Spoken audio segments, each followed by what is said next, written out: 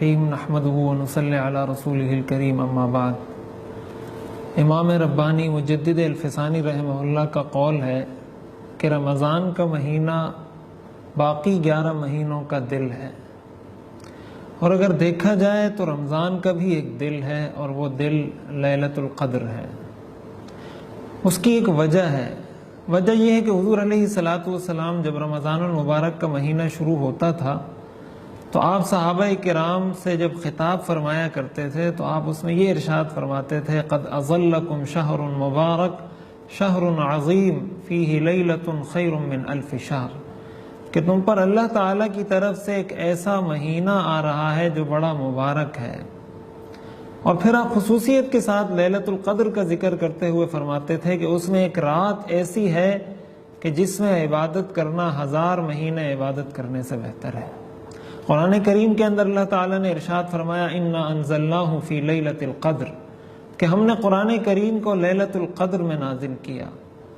شب قدر کی فضیلت کے لیے یہی بات کافی ہے کہ اللہ تعالیٰ نے اپنی مقدس کتاب کے نزول کے لیے جس رات کا انتخاب کیا ہے وہ رات لیلۃ القدر ہے۔ حضور علیہ الصلاۃ والسلام کا یہ معمول تھا کہ آپ لیلۃ القدر میں خصوصی عبادات فرمایا کرتے تھے۔ لیلۃ القدر کے اندر عبادات ایک مسلمان کو چاہیے کہ وہ لیلۃ القدر کو بہت زیادہ سے زیادہ قیمتی بنانے کی کوشش کرے۔ وہ اس کے اندر قرآن کریم کی تلاوت کرے، نوافل پڑھے، اللہ تعالیٰ سے دعا مانگے، صدقہ دے، کسی رشتہ دار کے ساتھ حسن سلوک کر لے۔ نیکی کے جتنے کام ہیں اس کو اور زیادہ جذبے کے ساتھ اور زیادہ کثرت کے ساتھ کرنا چاہیے۔ بہت سارے لوگ یہ سمجھتے ہیں کہ لیلۃ القدر وہ شخص حاصل کر سکتا ہے جو لیلۃ القدر کی پوری رات عبادت کرتا رہے۔ اس میں کوئی شک نہیں کہ اگر کوئی شخص اس پوری رات میں عبادت کرتا رہے، اللہ کے سامنے سربسجود رہے، نیکیوں کے کاموں میں مصروف رہے، تو اس کو بہت بڑا درجہ اور بہت بڑی فضیلت حاصل ہو جاتی ہے۔ لیکن اگر کوئی شخص پوری رات نہیں جاگ سکتا تو جتنا اس کے بس میں ہے وہ تو کر سکتا ہے۔ وہ 1 گھنٹہ جاگ سکتا ہے، آدھا گھنٹہ جاگ سکتا ہے، 1.5 گھنٹہ جاگ سکتا ہے۔ جو کچھ اضافی اس رات کے اندر کر سکتا ہے وہ اس کو کرنا چاہیے، اس لیے کہ یہ خصوصی رات ہے۔ حضور علیہ الصلاۃ والسلام نے ایک مرتبہ صحابہ کے سامنے بنی اسرائیل کے کچھ لوگوں کا تذکرہ کیا کہ انہوں نے 80 سال اللہ کی راہ میں جہاد کیا۔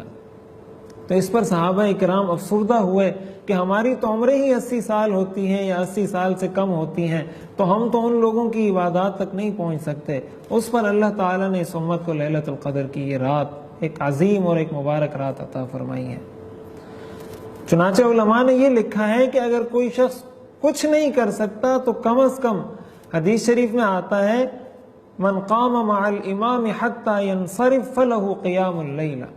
من صلی العشاء فی جماعت فکأنما قام نصف اللیل، کہ کسی نے اگر عشاء کی نماز جماعت کے ساتھ ادا کی گویا اس نے آدھی رات قیام اللیل میں گزار دی۔ ومن صلی الفجر فی جماعت فکأنما قام اللیل کلہ، اور اگر کوئی شخص فجر کی نماز بھی جماعت کے ساتھ ادا کر لیتا ہے گویا اس نے پوری رات قیام اللیل کیا۔ تو کم از کم درجہ علماء نے لکھا ہے یہ ہے کہ انسان عشاء کی نماز اور تراویح بھی جماعت کے ساتھ ادا کر لے اور فجر کی نماز بھی جماعت سے ادا کر لے تو اللہ تعالیٰ کی ذات سے امید ہے کہ کچھ نہ کچھ حصہ اس کو بھی لیلۃ القدر کا حاصل ہو جائے گا۔ ایک بات یہاں پر یہ سمجھنا بہت ضروری ہے کہ ہمارے ہاں لیلۃ القدر کے بارے میں یہ تصور پایا جاتا ہے کہ وہ 27ویں شب کو ہوتی ہے۔ حضور علیہ الصلاۃ والسلام نے یہ ارشاد فرمایا: التمسوها فی العشر الاواخر من الوتر، کہ عشر اخیرہ کی طاق راتوں میں اس کو تلاش کرو۔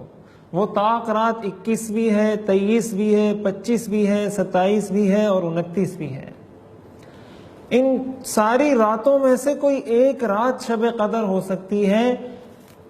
احادیث مبارکہ کے اندر بالتعیین اور بالتصریح یہ نہیں بتایا گیا کہ یہ رات لیلۃ القدر ہے اور یہ رات لیلۃ القدر نہیں ہے۔ اگرچہ بعض روایات سے یہ اشارہ ملتا ہے کہ 27ویں شب کے لیلۃ القدر ہونے کے امکانات زیادہ ہیں، لیکن پھر بھی یہ بات بہت بڑے وثوق اور یقین کے ساتھ نہیں کہی جا سکتی۔ اور علماء نے لکھا ہے کہ اس کے اندر ایک بہت بڑی حکمت جو پوشیدہ ہو سکتی ہے، بہت ساری حکمتوں میں سے ایک وہ یہ کہ اسلام کوئی رسم و رواج کا نام نہیں ہے۔ اسلام ہمیں یہ درس نہیں دیتا کہ ہم نے کوئی ایک رات عبادت کی، سال میں کوئی ایک دن عبادت کی، کوئی ایک دن جیسے ہمارے ہاں مدر ڈے منا لیا جاتا ہے، فلاں ڈے منا لیا جاتا ہے۔ اسلام ایک مکمل ضابطہ حیات ہے۔ تو اسلام نے جو تعیین نہیں کی، اس کے اندر ایک بہت بڑی حکمت یہ بھی ہو سکتی ہے کہ ایک مسلمان کو عبادات کا عادی بنایا جائے کہ وہ لیلۃ القدر کی تلاش میں 21ویں رات کو بھی عبادت کرے، 23ویں رات کو بھی عبادت کرے، 25ویں رات کو بھی عبادت کرے، 27ویں رات کو بھی عبادت کرے اور 29ویں رات کو بھی عبادت کرے۔ اس چیز کا ایک مسلمان کو عادی بنانا ہے۔ ہمارے نوجوانوں کا اکثر وقت رمضانوں میں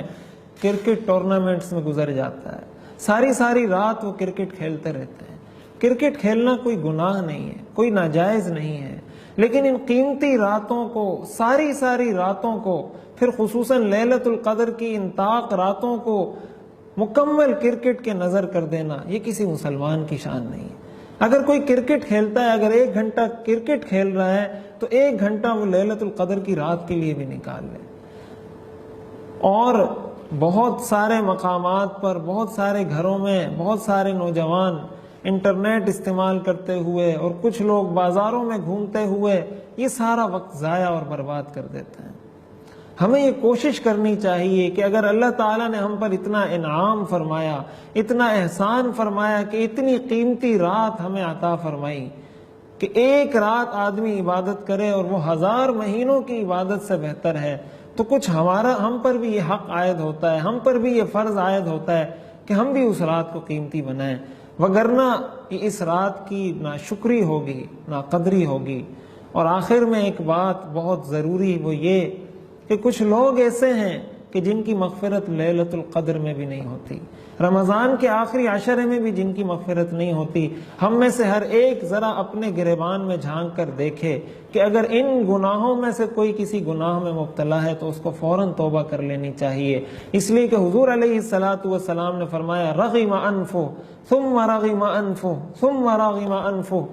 قیل من یا رسول اللہ، آپ نے فرمایا من ادرک رمضان ولم یغفر لہ، آپ نے فرمایا تباہ و برباد ہو جائے، ہلاک ہو جائے وہ شخص کہ جس پر رمضان کا مہینہ آئے اور اس کی مغفرت نہ ہو۔ 4 لوگوں کے بارے میں آپ نے فرمایا ان کی مغفرت نہیں ہوتی، ان میں سے ایک شخص مدمن الخمر، شراب کا عادی، اگر کوئی اس گناہ میں مبتلا ہے تو توبہ کر لے،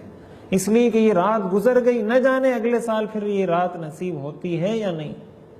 دوسرا آپ نے فرمایا عاق لوالدیہ، اپنے ماں باپ کا نافرمان، یہ اتنا بڑا گناہ ہے ماں باپ کی نافرمانی، ماں باپ کو ناراض کرنا،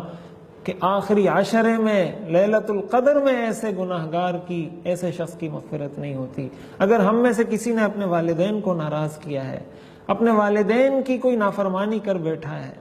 تو یہ موقع ہے، سنہری موقع ہے، گولڈن چانس ہے کہ وہ اپنے والدین کو راضی کر لے۔ تیسرے نمبر پر آپ نے فرمایا قاطع الرحم، اپنے رشتہ داروں سے قطع تعلق کرنے والا، اگر کوئی اپنے چچا سے لڑ بیٹھا ہے، کوئی اپنے کزن سے لڑ بیٹھا ہے، کسی کے خاندان میں جھگڑے چل رہے ہیں، تو یہ جھگڑے ختم کر کے صلح، عفو درگزر کا معاملہ کر کے مسائل کو حل کیا جائے۔ چوتھے نمبر پر آپ نے فرمایا المشاحن، وہ شخص جس کے دل میں کسی دوسرے مسلمان کے لیے کینہ اور بغض ہو، اس کی مغفرت لیلۃ القدر میں بھی نہیں ہوتی۔ اللہ تعالی ہمیں اس رات کو قیمتی بنانے کی توفیق عطا فرمائے، اس رات کی ساعات کو، اس رات کے ایک ایک لمحے کو حاصل کرنے کی اور اس میں عبادات کرنے کی اور اللہ کی مرضیات پر عمل کرنے کی توفیق عطا فرمائے۔ وآخر دعوانا